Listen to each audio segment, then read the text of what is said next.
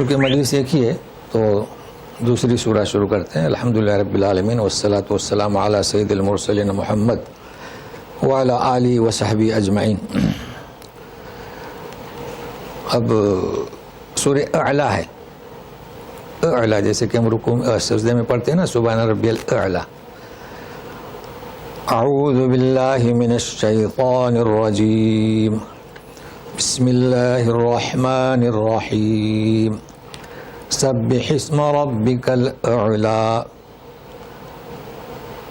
الذي خلق فسوى الذي خلق فسوى والذي قدر فهدى والذي أخرج المرعى فجعله غثاء أحوى. اب فجنے فجعله غثاء أحوى. اب یہ سورت شروع کرنے سے پہلے میں آپ کو ایک اس کی اہمیت بتاؤں. دیکھیے یہ اعلیٰ ہے اور اگلی کیا ہے؟ غاشیہ ہے. اور اس کے پہلے ہم نے پڑھے طارق اور اس کے پہلے بروج. 2 صورتوں کا بھی جوڑ ہے اور 4 صورتوں کا بھی جوڑ ہے. چونکہ ایک عام آدمی جو حافظ نہ ہو عالم نہ ہو تو ان 4 صورتوں کو حفظ کر لے تو کیا ہوگا فائدہ اس کا؟ بھائی 5 وقتہ نمازی ہے تو اس سے فائدہ یہ ہوگا کہ نبی کریم صلی اللہ علیہ وسلم یہ اعلیٰ جمعہ کی پہلی صورت میں اور الغاشیہ جو آ رہی ہے جمعہ کی دوسری رکعت میں. اسی طرح عیدین کی پہلی رکعت میں اعلیٰ دوسری رکعت میں کیا؟ غاشیہ. تو یہ مسئلہ حل ہو گیا. اچھا اب 4 کیوں ہم کہہ رہے ہیں؟ اگر وہ نماز ہے یہاں سورج گرہن کی نماز ہوتی ہے نا تو ایک رکعت وہ 2 رکوع ہوتے ہیں اور 2 قیام اور 2 سجدے تو پہلے سے ہی ہیں ایک رکعت میں. تو پہلے قیام میں بروج پڑھتے ہیں پھر رکوع میں جاتے ہیں پھر رکوع سے اٹھ کر پھر طارق.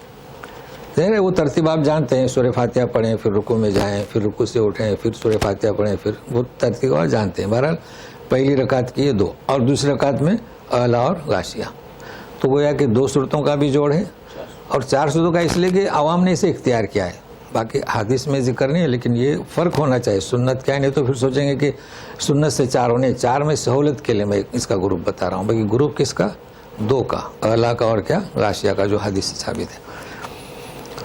اب یہ کہ اعلیٰ سب بھی یعنی کیا؟ پاکی بیان کر تیرا بلند رب ہے اس کے نام کی ہے نا. تیرا بلند رب اس کے نام کا. تو جس وقت کی سورہ نازل ہوئی تو آپ صلی اللہ علیہ وسلم نے فرمایا اجعلوہا فی سجودکم، سجدے میں پڑھا کرو.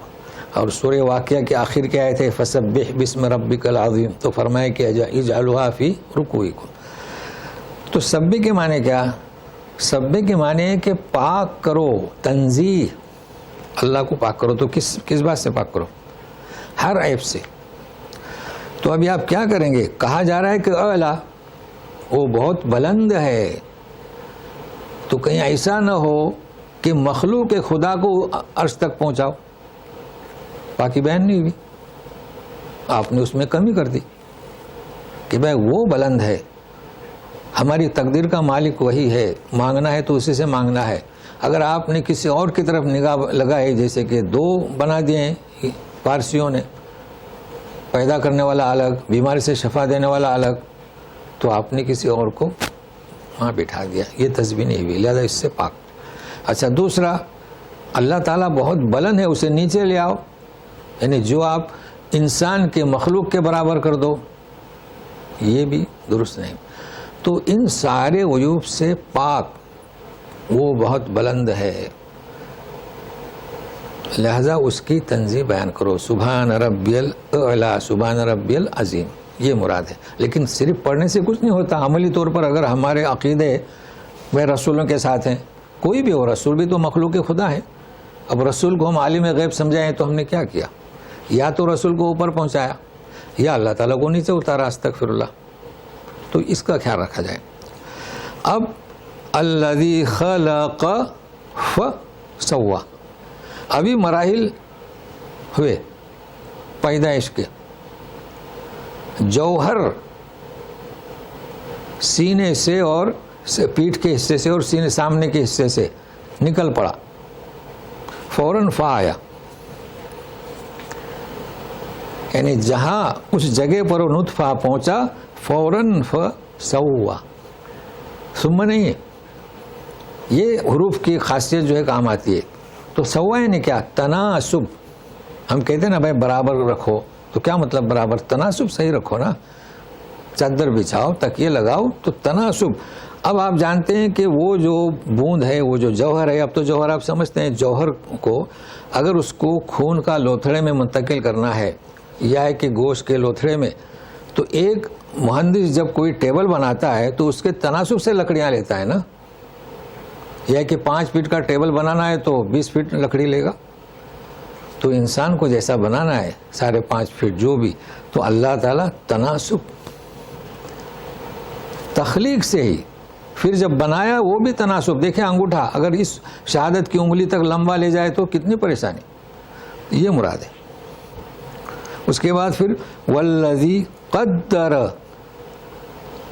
قدر کے معنی اندازہ، تقدیر.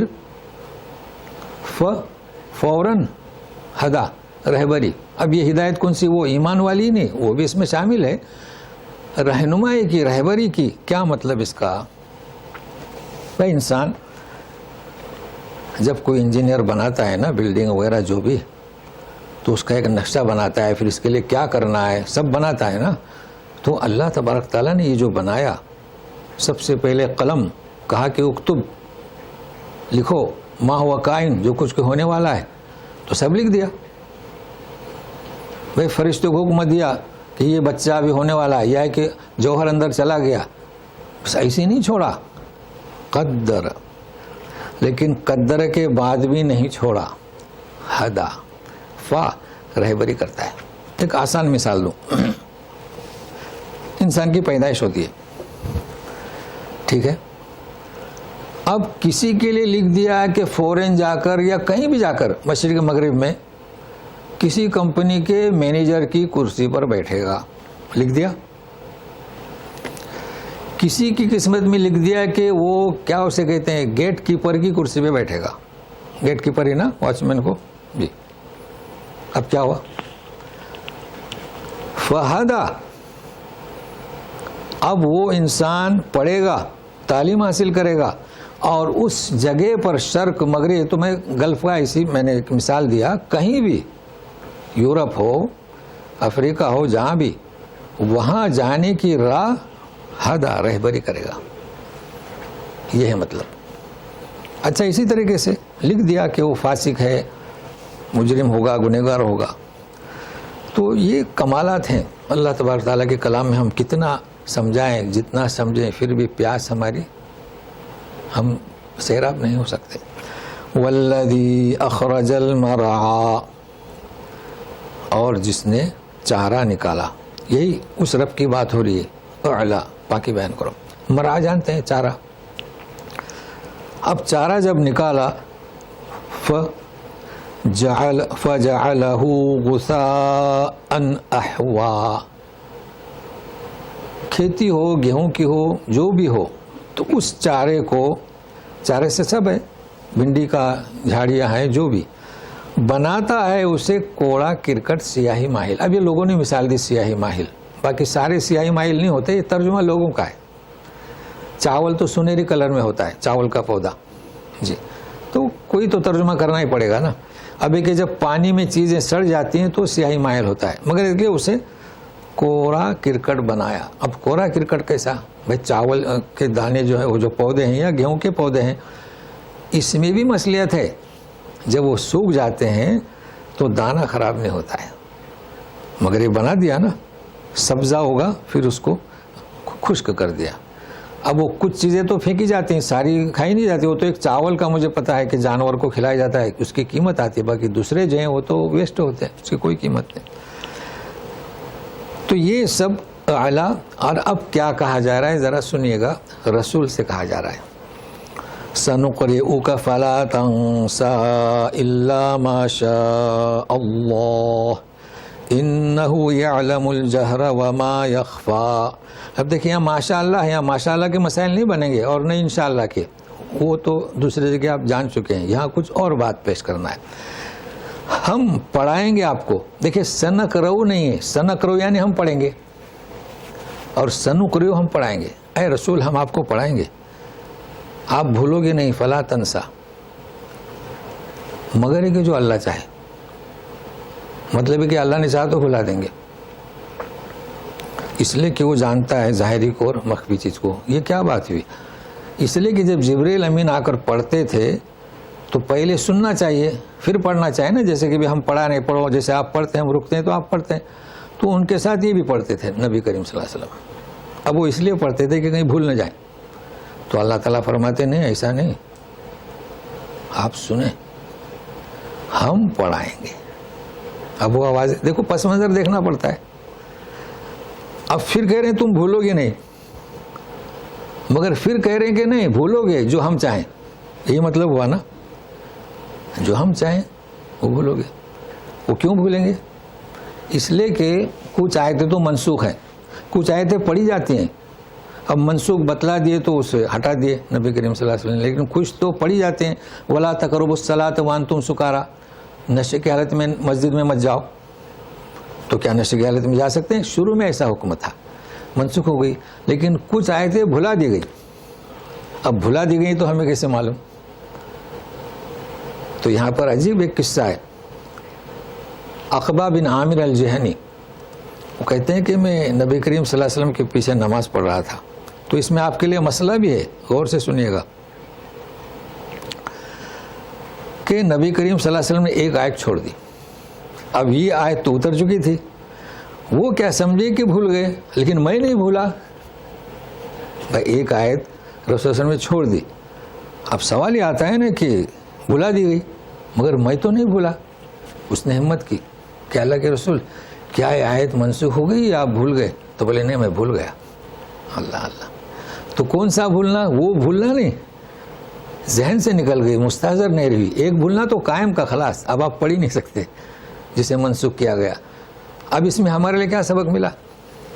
کہ رسول بھی بشر ہے, تو ہم امت کو بتلانے کے لیے کہ رسول بھی ایک آیت چھوڑ گئے. اللہ اللہ. جیسے کہ نماز میں آپ کو یاد ہوگا ظہر کی 4 رکعت آپ نے 2 پہ سلام پھیر دی. تو صحابی نے پوچھا تھا نا کہ اللہ کے رسول, اچھا, اور گھوم گئے تھے تو پوچھا تھا کہ اللہ کے رسول کیا آپ بھول گئی یا ابھی 4 کی 2 ہو گئی؟ تو پھر کیا ہوا تھا یاد ہوگا آپ کو نا. آپ سیدھا اٹھے, نہیں بولے میں بھولا نہیں اور نہ کم ہوئے. تو لوگوں نے بتایا کہ آپ 2 رکعت پہ سلام پھیرے. سیدھا اٹھے, 2 رکعت نماز پڑھی, اور سجدہ کیا کہتے ہیں اسے؟ سجدہ سہو ہو گیا. اب ہم لوگ نہیں کرتے ایسا, ہم دوبارہ لوٹاتے ہیں.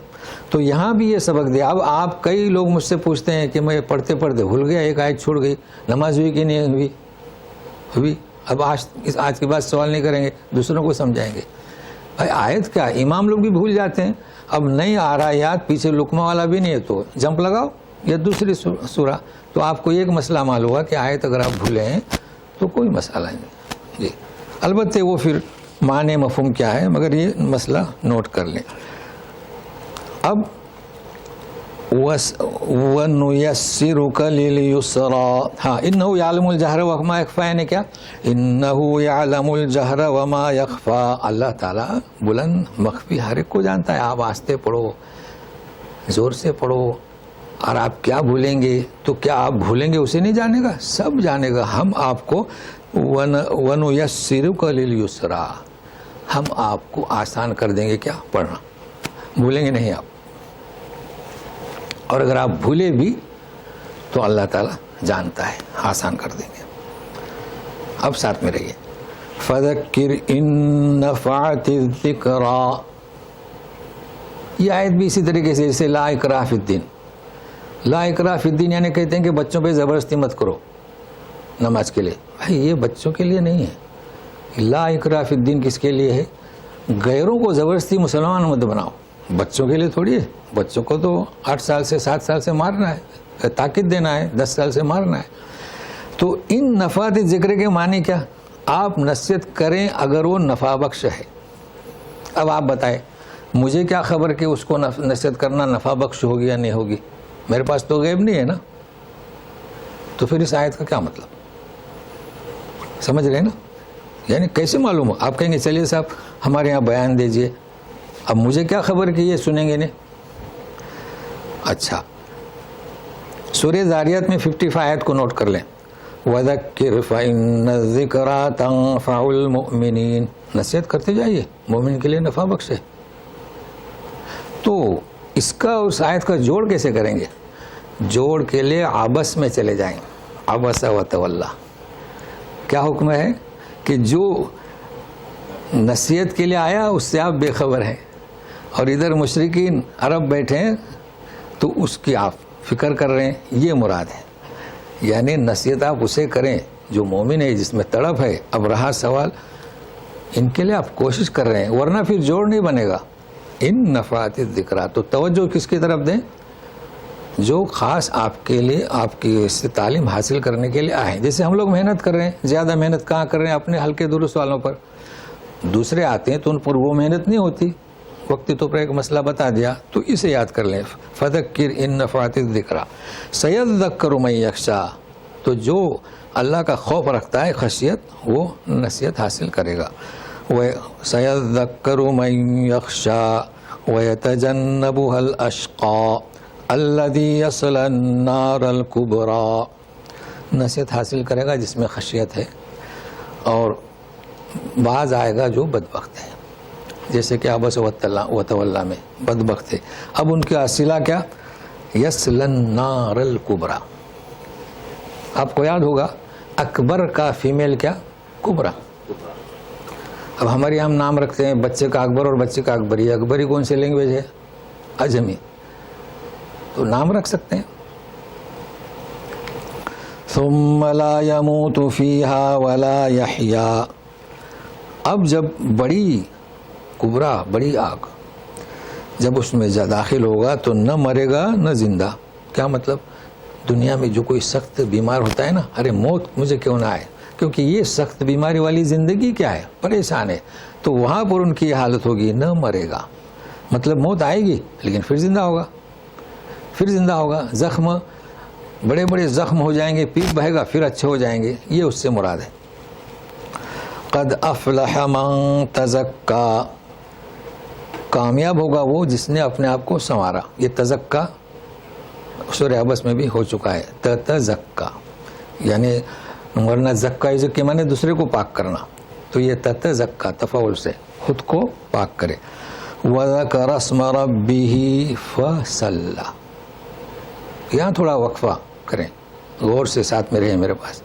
وذکر اسم ربہ، اپنے رب کا نام لے. فوراً فصلی. اب اگر آپ کو ف کے معنی آتے ہیں تو آپ الجھیں گے، یہ نماز فوراً پڑھا، کون سی نماز، کیا ہے یہ؟